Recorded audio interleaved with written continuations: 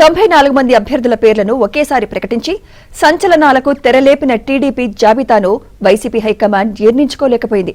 TDP చరిత్రలో ఎన్నడూ లేని విధంగా ఎన్నికలకు ఇంతకుముందే 60% అభ్యర్థులను ప్రకటించారు. దీంతో అధికార పార్టీలో భయం పట్టుకుంది. అంతేకాకుండా టీడీపీలోకి వలసలు కూడా ప్రారంభం కావడంతో వైసీపీ నేతలు ఆందోళన చెందుతున్నారు.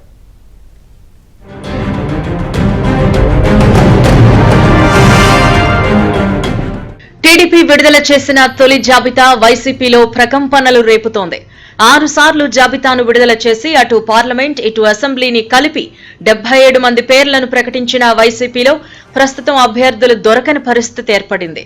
వైసీపీలో చాలా మంది తాము పార్టీ మారతామని చెబుతూ ఉండగా కొంతమంది మాత్రం ఈ ఎన్నికల్లో పోటీ చేయబోమని ఏకంగా సీఎం జగన్ రెడ్డికే తేల్చి చెప్పారు. సోమవారం నరసరావుపేట ఎంపీ లావు శ్రీకృష్ణదేవరాయలు, గురజాల మాజీ MLA Janga Krishnamurthy, Makkina Mallikarjunarao, Penamaluru MLA Parthasarathi, Nandigama MLA Vasantha Krishna Prasad లాంటి పలువురు సీనియర్ నేతలు టీడీపీలో చేరబోతున్నారు.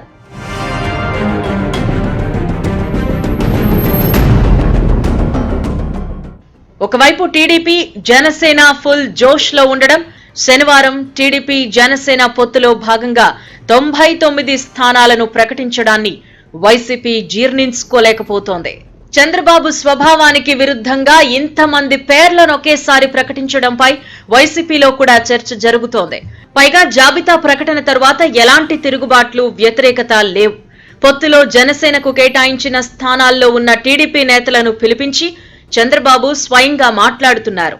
వైసీపీ ప్రకటించింది సమన్వయకర్తలు, ఇన్ఛార్జీలను మాత్రమేనని, వారంతా అభ్యర్థులు కారని రాజ్యసభ సభ్యులు టీటీడీ మాజీ చైర్మన్ వైవి సుబ్బారెడ్డి చేసిన వ్యాఖ్యలు కూడా ఆ పార్టీలో కలకలం రేపాయి.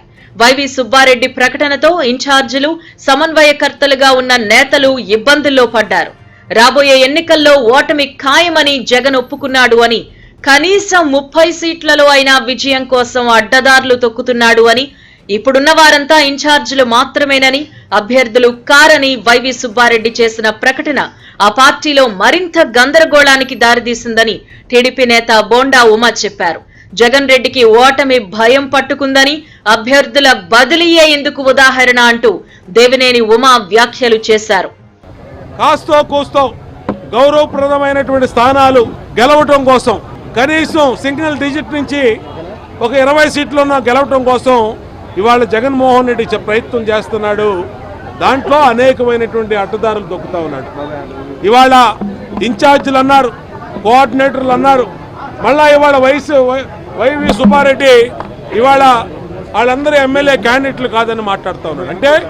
అంటే ఏ విధంగా జగన్మోహన్ రెడ్డికి ఓటమి భయం పట్టుకుందో ఈ రాజకీయ ట్రాన్స్ఫర్లే, పొలిటికల్ ట్రాన్స్ఫర్లే అర్థమవుతా ఉన్నాయి.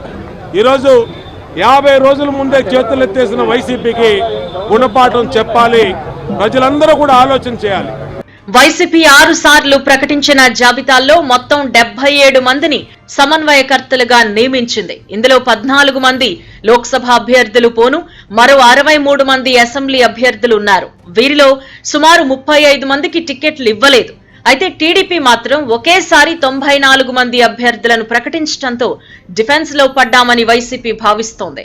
నిన్న మొన్నటి వరకు అభ్యర్థుల ప్రకటనతో వైసీపీలో జోష్ ఉన్నప్పటికీ శనివారం 94 మంది అభ్యర్థులను ప్రకటించిన టీడీపీ మాస్టర్ స్ట్రోక్ తో వైసీపీ వెలవెల్లాడుతోంది.